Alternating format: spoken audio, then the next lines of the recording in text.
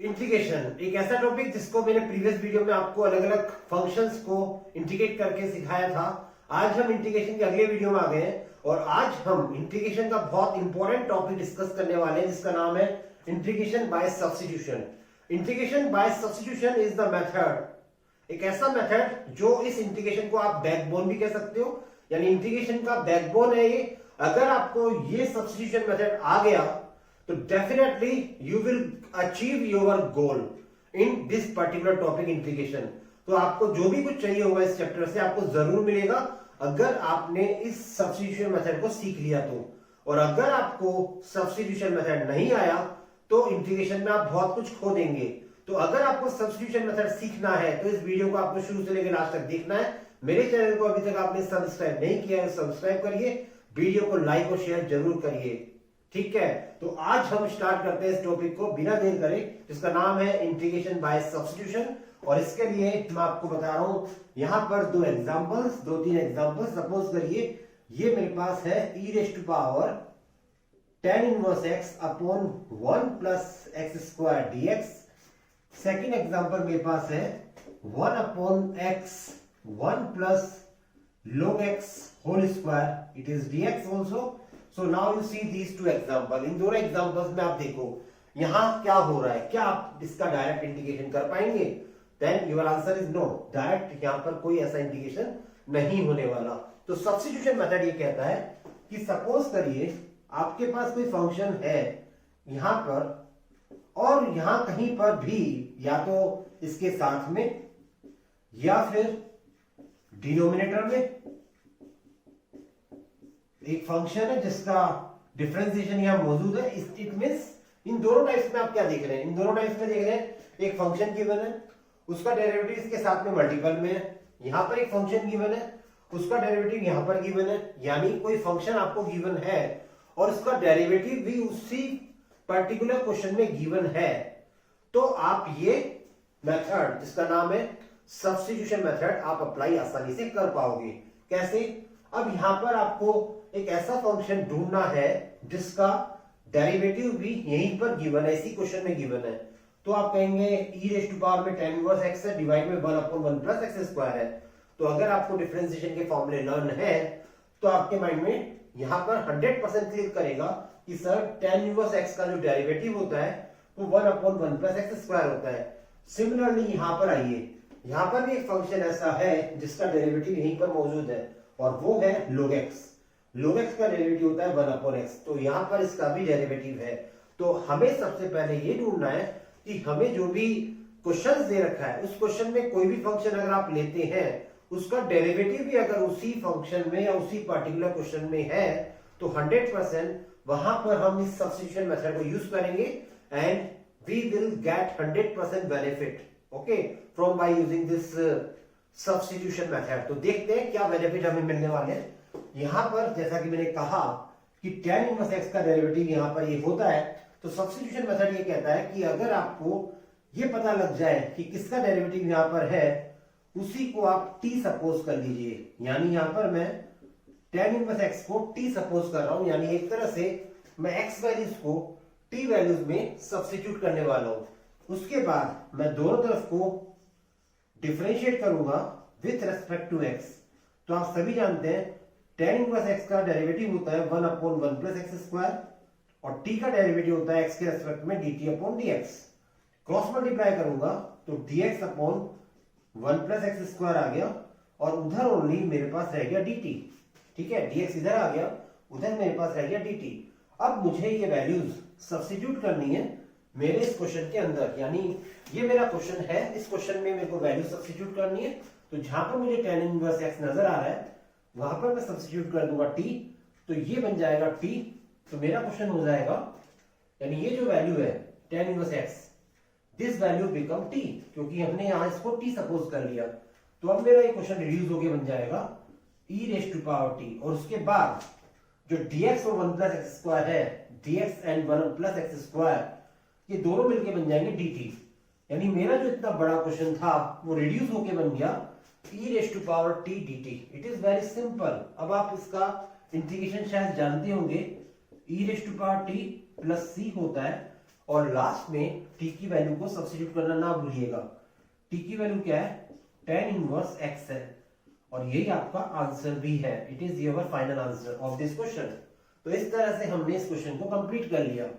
Similarly अब आप इस क्वेश्चन को देखिएगा। इस क्वेश्चन में जैसा कि मैंने बताया कि log x का डेरिवेटिव 1/x होता है, तो हम यहाँ पर log x को t सपोज करने वाले हैं। अब यहाँ पर कई स्टूडेंट्स मुझे कहते हैं कि सर 1 प्लस log x पूरे को t सपोज कर लीजिए, तो पूरे को भी सपोज कर सकते हैं क्योंकि 1 का डेरिवेटिव 0 होता है। तो अगर आप करना चाहें तो यहाँ पर 1 प्लस log x को पूरे कंप्लीट को t सपोज कर सकते हैं।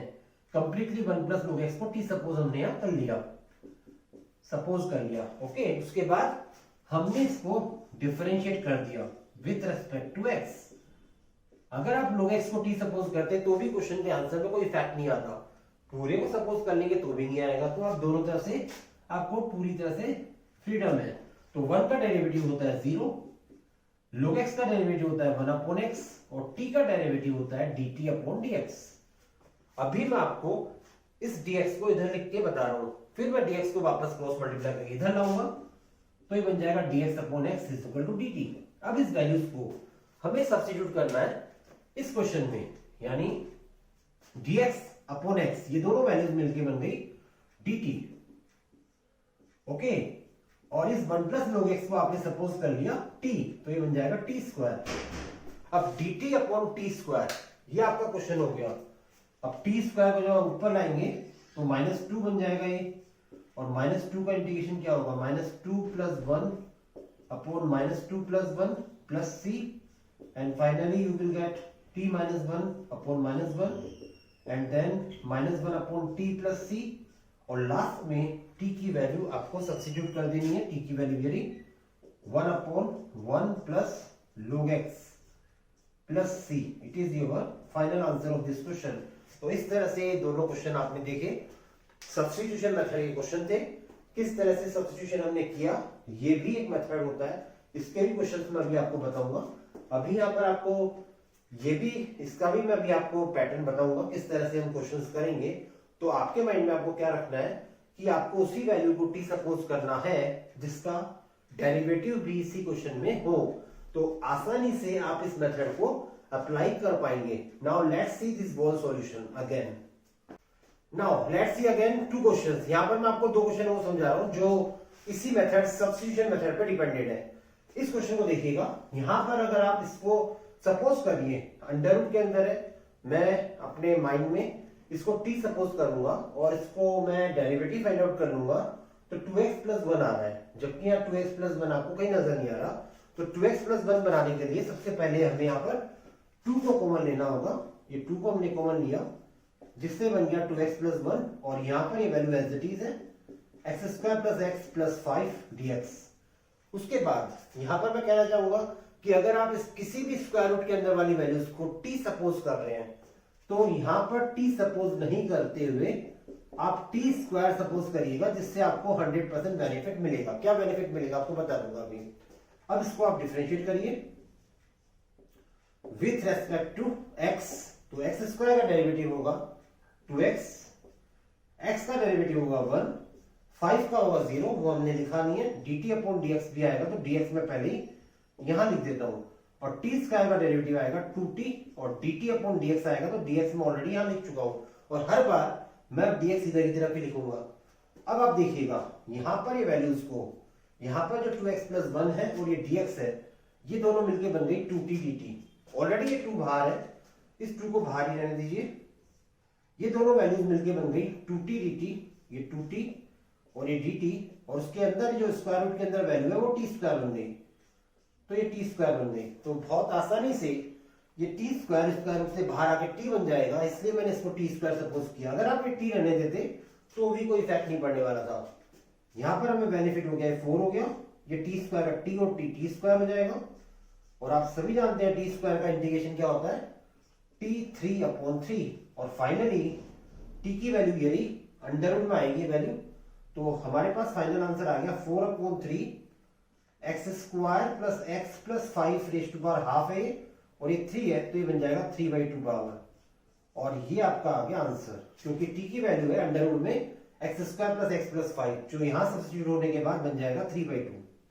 अब आइए आप इस क्वेश्चन में, यहां पर मैं ये कहना चाहूंगा कि अगर कोई भी ट्रिग्नोमेट्रिक फंक्शन के एंगल के अंदर कोई स्पेसिफिक वैल्यू अगर आपको नजर आए तो सबसे पहले आप उसे टी सपोज करिएगा, डेफिनेटली आपको फायदा मिलेगा। तो मैं यहां पर x e raise to power x को टी सपोज करने वाला हूं।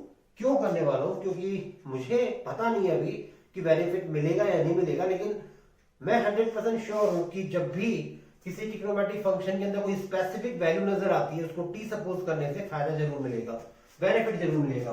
तो यहां पर हम इसको डिफरेंशिएट करेंगे विथ रेस्पेक्ट टू x। अब x के रेस्पेक्ट में जब डिफरेंशिएट करेंगे तो यहां पर प्रोडक्ट फॉर्म यूज होगा, प्रोडक्ट रूल यूज होगा, क्योंकि यहां दोनों फंक्शन प्रोडक्ट फॉर्म में है, x और e raise to power x। तो पहले मेरा function x as it is e raise to power x का करा तो e raise to power x, फिर e raise to power x को एज इट इज x का किया तो 1, और यहां आ गया हमारा dx, और यहां पर dt आ ही जाएगा क्योंकि dt अपॉन dx का dx आपने इधर लिख दिया, जैसा कि मैंने कहा कि मैं हमेशा इधर ही लिखूंगा।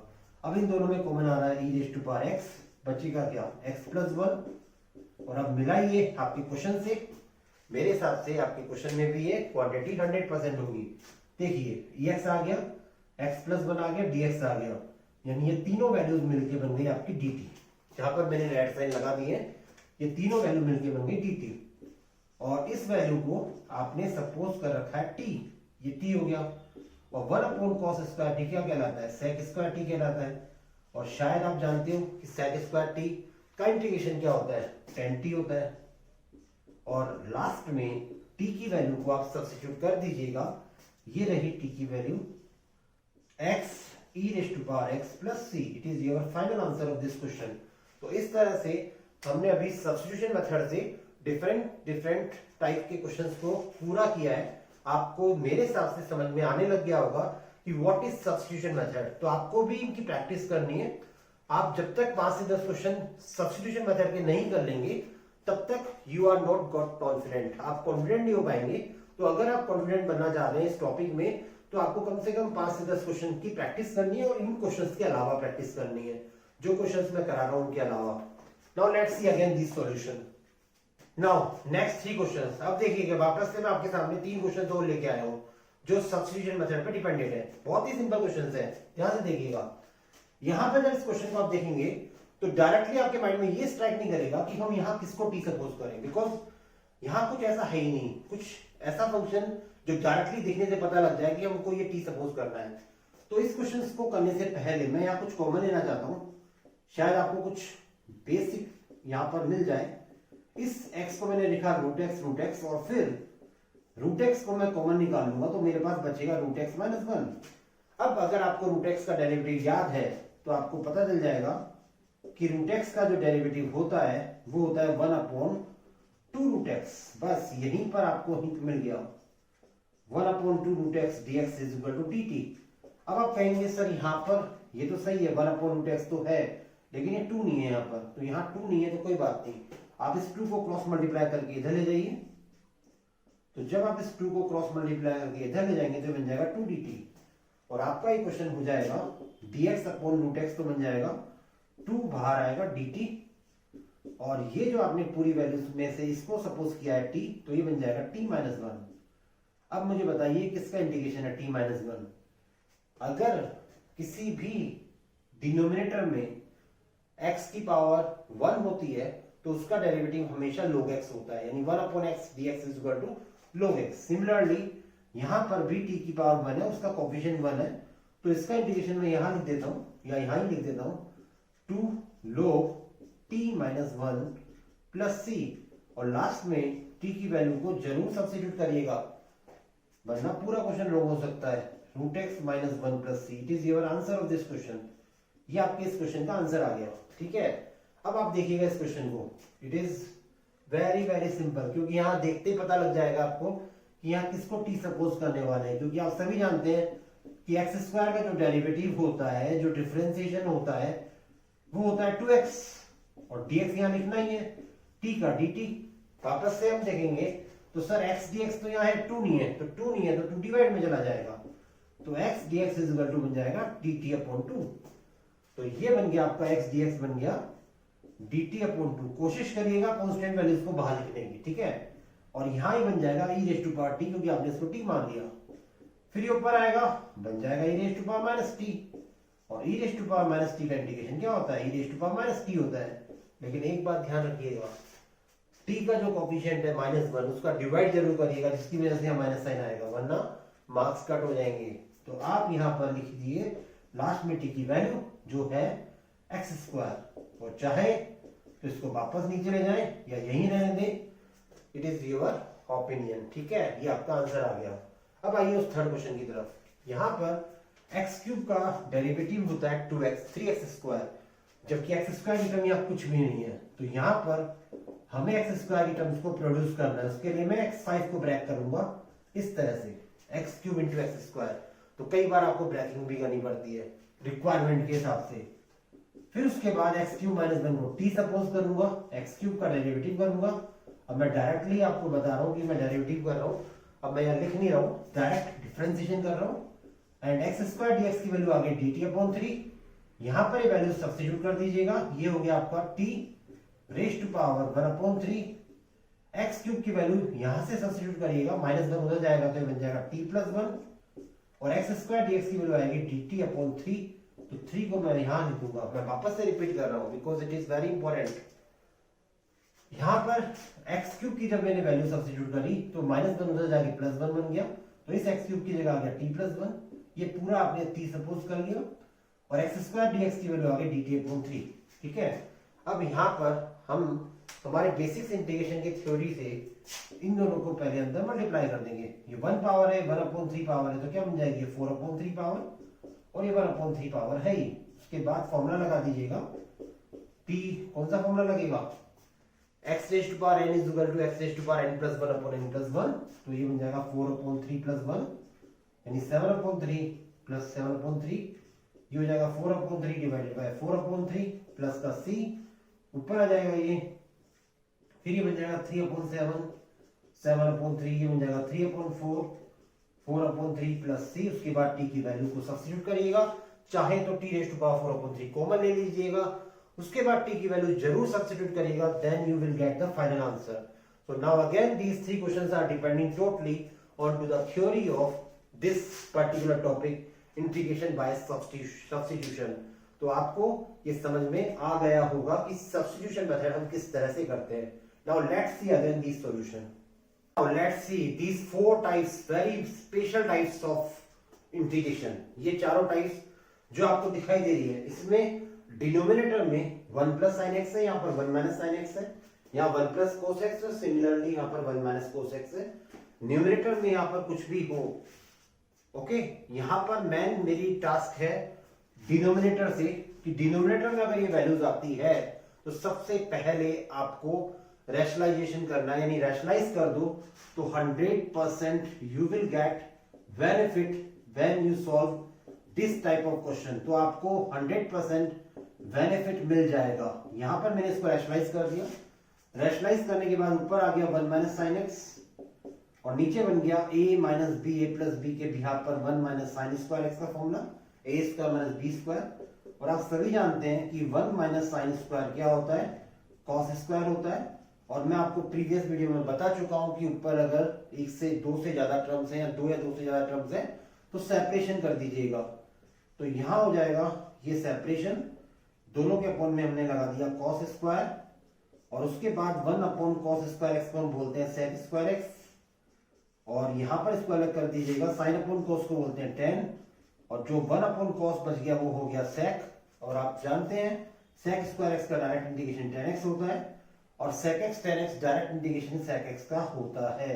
And it is your final answer of this question. तो इस तरह से हमने इसको फाइनल पोजीशन पे पहुंचा दिया। सिमिलरली अगर आपके पास ये क्वेश्चन है, इसको भी आप इसी तरीके से करिएगा, क्योंकि इन सभी चारों टाइप्स के क्वेश्चंस का करने का सबसे बेस्ट तरीका है अगर आप इसको रैशनलाइज कर दोगे। वैसे तो इसके और भी तरीके हैं सॉल्व करने के, लेकिन मुझे यहाँ पर ये लगता है कि रैशनलाइज करने से क्वेश्चन जल्दी से सॉल्व हो जाता है और आसानी से हो जाता है।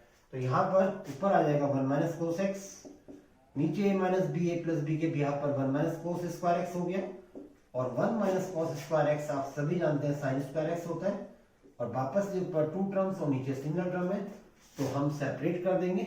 1 माइनस साइन स्क्वायर एक्स यहाँ आ गया, और इसको सेपरेट कर देंगे तो ये बन जाएगा cos x upon sine square x, दोनों के साथ dx लगा देंगे, तो ये तो बन जाएगा cos x square x dx, और यहाँ ये हो जाएगा cos अपॉन साइन cot, और 1 अपॉन साइन हो गया cosec।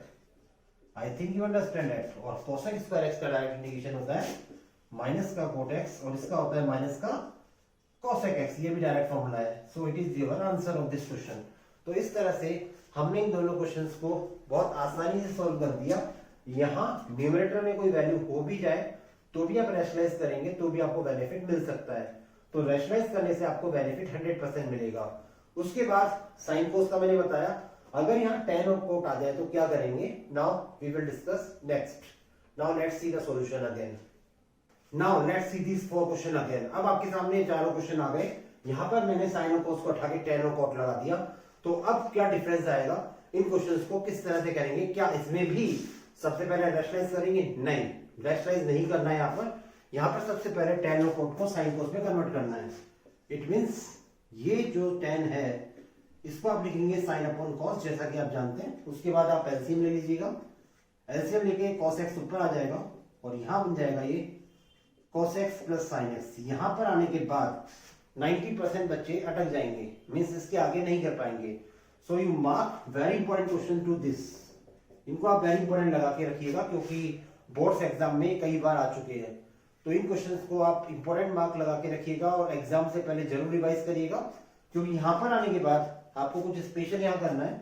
2 से मल्टीप्लाई और 2 से डिवाइड करना है। क्यों करना है, क्या बेनिफिट होगा, अभी बता देंगे आपको।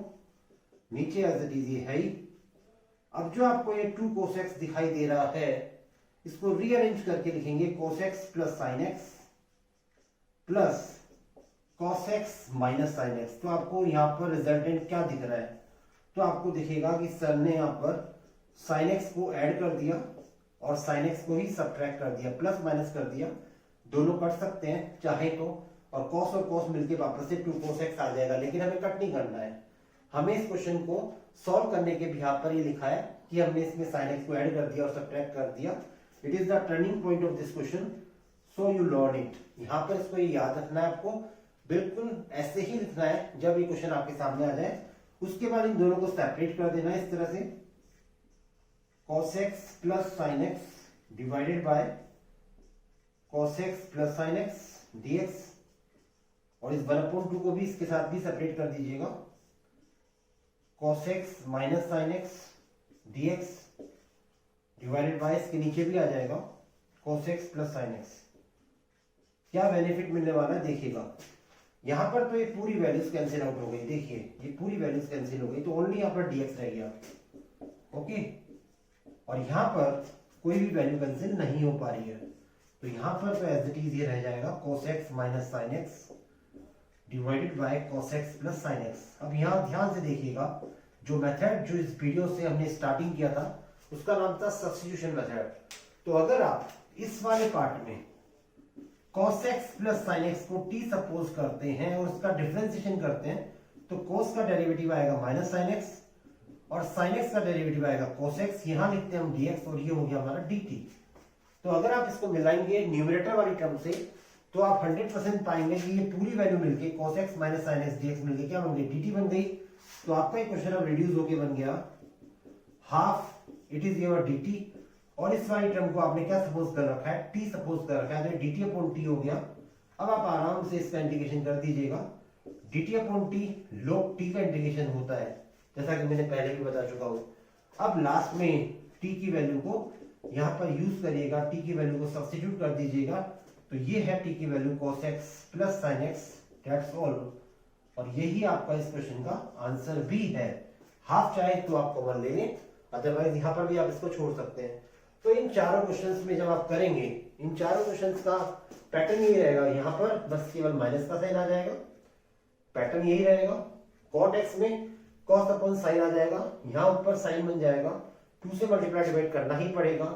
2 sin x को लिखेंगे sin x plus cos x and sin x minus cos x, यानी जहां पर आपने sin x को ऐड और सब्ट्रैक्ट किया उसकी जगह आपको कोसेक्स को ऐड और सब्ट्रैक्ट करना होगा।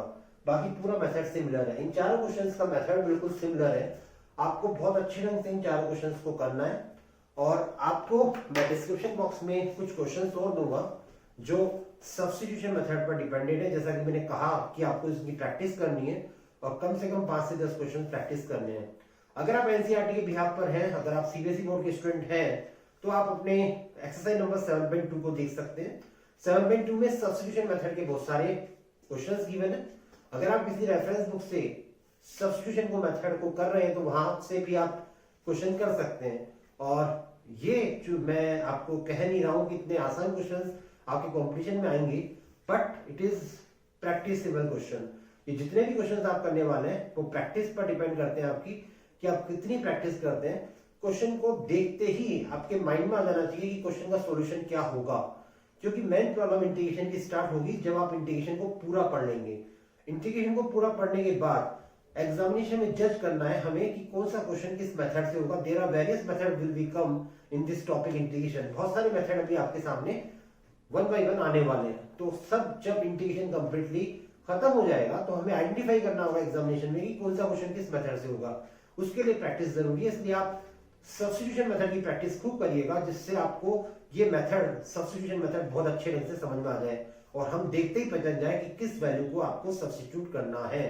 तो आज के वीडियो में मैं यहीं तक लेना चाहूंगा।